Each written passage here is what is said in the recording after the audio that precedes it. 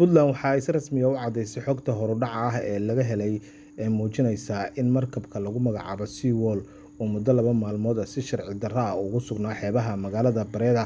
ee gobolka Bari, isagoo aan wax dalab caawinaad ah oo ah inay cilad gashay aan soo gaarsiinin baa la yidhi dowladda Puntland sida waafaqsan heshiisyada caalamiga ah ee xuduudaha badda. Markabka Seawall waxa uu jebiyay ayaa lagu yiri warka ay soo saartay Puntland xeerarka caalamiga ah ee dhigaya in markab shisheeye uusan si sharci darro ah uusan ku geli karin biyaha xuduudaha badeed ee dowlad kale, gaar ahaan marka uu xambaarsan yahay hub u muuqda ama loo arki karo inuu halis amni u abuuri karo isagoo ku xadgudbay ayaa leeyahay qodobka 119aad farqadiisa B. Waxaa xusuud mudan in uu ku sugnaa meel ka mid ah soonka dagaalka lagula jiro kooxaha argagixisada ah ee caalamiga ah, taas oo khatar dheeraad ah sii gelinaysa xasiloonida nabadgelyada Puntland.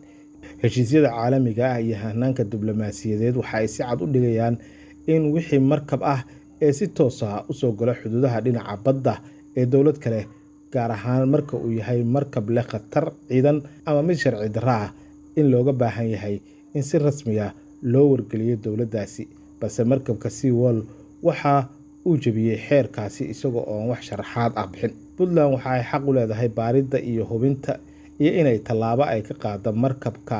marayay biyaheeda sida uu qabo qodobka 25aad iyo 27aad ee xeerka badaha. Dowladda Puntlandna waxa ay ku guda jirtaa tallaabadii iyo ciqaabtii ay ka qaadi lahayd markabkaasi iyo weliba baaritaan iyadoo ku haysa ayaa lagu yiri warka ka soo baxay hubka saaran, cidda u socday, meeshuu ka yimid iyo cidda iska leh. Sidoo kale xafiiska xeer ilaalinta ee gobolka Ras Casayr ayaa waxa ay dowladda Puntland ay ku amartay in la baaro ama la soo celiyo hubkii fududaa ee laga dejiyay markabka lagu magacaabo Seawall, kaasi oo lagu qabtay biyaha xeebaha degmada Breda ee gobolka Ras Casayr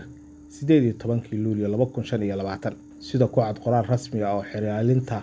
ay u dirtay taliska booliiska gobolkaasi, markabka oo laga leeyahay dalka Comoros ayaa siday hub qayb ka mid ah gacanta u galay dad shacab ah oo ku dhaqan degmooyinka Breda iyo Calula. Laamaha amniga ayaa lagu wargeliyay in si degdeg ah loo bilaabo baaritaano buuxa oo lagu ogaanayo cidda mas'uulka ka ahayd in hubkaasi uu gacanta u galo dadka rayidka ah. Puntland ayaa sidoo kale bilaabaysa baaritaano iyo weliba tirakoob ku saabsan hubka markabka Seawall saaran oo hadda ku xiran dekedda magaalada Boosaaso. Ilaa iyo hadda ma jirto cid si rasmi ah u sheegatay lahaanshaha markabkan sida hubka culus, iyada oo isha lagu wada hayo